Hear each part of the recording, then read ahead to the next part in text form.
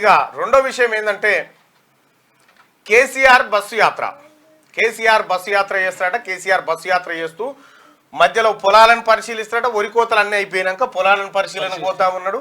రెండోది ఏంటంటే ఇంకా యువకులను వాళ్ళని వీళ్ళని కలిసి ఆ తర్వాత రోడ్ షోలు నిర్వహించి బీఆర్ఎస్ పార్టీ ప్రచారం చేస్తుందని చెప్తా ఉన్నారు. ఇక భారతీయ జనతా పార్టీ దానిపైన చేసుకుంటూ పోతూనే ఉంది రకంగా. మొత్తానికైతే ప్రజలకు నాయకులు కనిపిస్తా ఉన్నారు. ప్రజలకు ఆడోగాయన కనిపిస్తా ఎండలు కూడా ఇంత ఎండ కొడుతున్నా కూడా కనిపిస్తా ఉన్నారు అన్నట్టు. మొత్తానికి తెలంగాణ రాష్ట్రంలో ఎన్నికల హడావిడి ప్రారంభం అయిపోయింది. ఇక